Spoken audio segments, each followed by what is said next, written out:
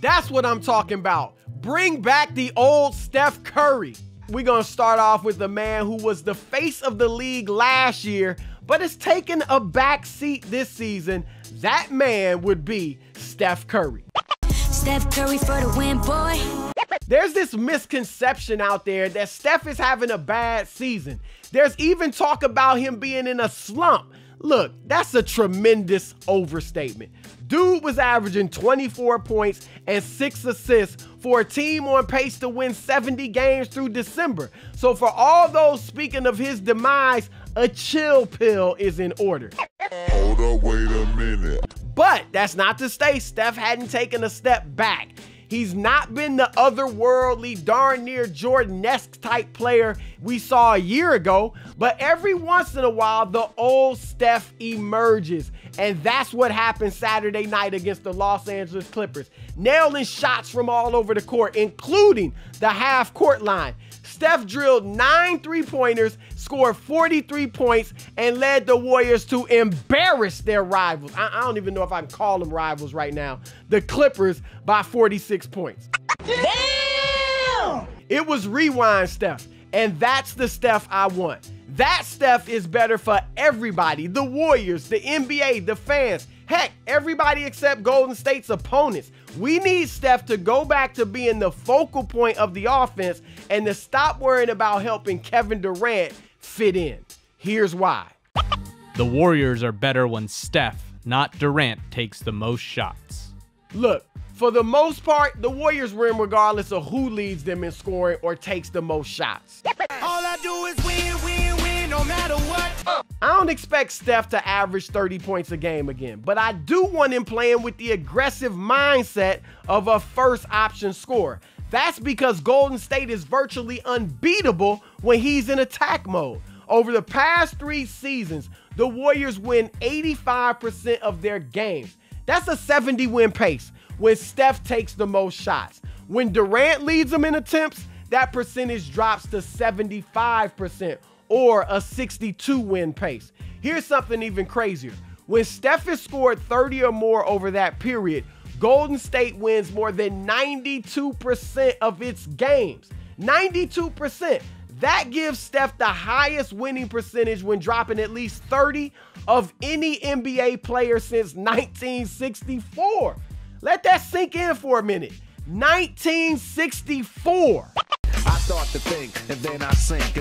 Michael Jordan, LeBron James, Larry Bird, Shaquille O'Neal, none of them won as much when pouring in 30 as Steph. The Warriors have seen these things play out this season. In December, when Steph averaged just 15 shots a game, they lost to Cleveland on Christmas Day. Steph only took 11 shots that game, while Durant took 23.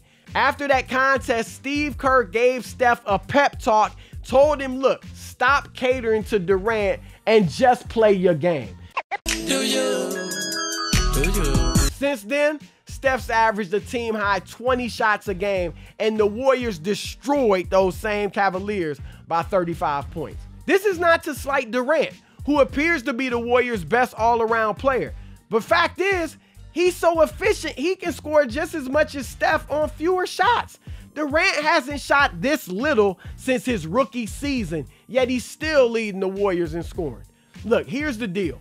When Steph is aggressive, launching threes from unthinkable distances, defenses get out of sorts, with opponents forced to adjust to the threat of him shooting from 26, 28, even 30 feet.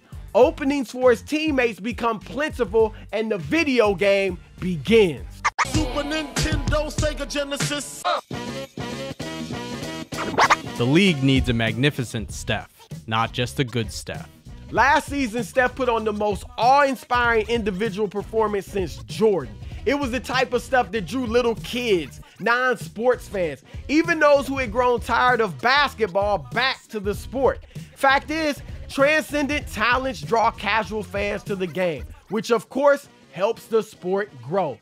Steph, because of his normal size and build, his stunning rise from non-recruited, slept-on, mid-major player to superstar in the NBA, and his incredible and unique style of play brought new fans to the game and more faces to the television. Bring bring 'em out, bring 'em out. His first trip to the finals in 2015, that was the highest rated finals since, there's that guy again, Jordan retired in 1998. His second finals last year topped his first and featured the only basketball game to average more than 30 million viewers since, of course, 1998. Michael Jordan swag, y'all think Michael Jordan back? Unless you think it was LeBron James sparking those ratings, remember, LeBron's first finals appearance in 2007 was the lowest rated ever, and his 4 trips in Miami has solid, but not spectacular numbers. An unleashed, unconscious Curry will draw these crazy ratings and make the game more popular. The kind of Curry we saw in November and December, not so much. Let's face it, the next few years of the NBA are threatening to become really predictable and boring, with the Warriors averaging a blowout. They win by more than 13 points a game. There could be a lot of yawners in the fans' future, unless that old Steph reemerges.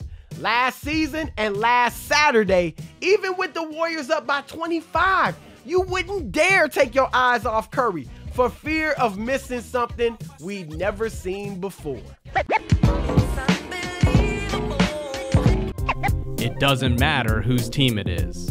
But Chris, if Durant's the best player, it has to be his team. Won't Durant be mad if Steph becomes the first option? Look, first of all, KD didn't go to Golden State to make the Warriors his team. He chose to leave his own team to join that of a 2-time reigning MVP. Those are not the actions of a selfish player who's counting everybody's shot attempts.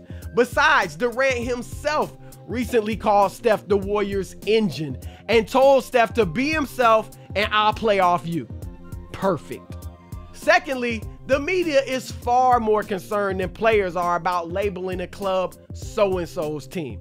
Whose team really were the Showtime Lakers? I mean, for the first 7 years and 3 titles of Magic Johnson's career, Kareem Abdul-Jabbar was the team's first option.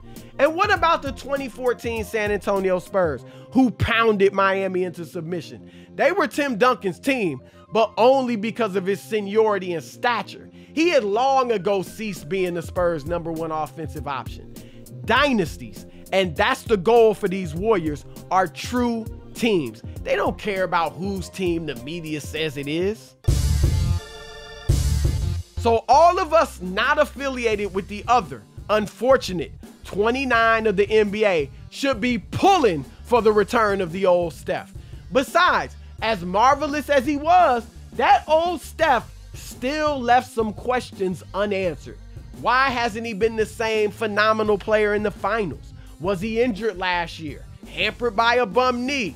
Do the Cavs have his number? Is their bruising physical play his kryptonite? Maybe we'll get the old Steph, let's pray we do, over the final 3 months of this regular season. And if we do, we darn sure better get him in the finals. And if you don't know, now you know.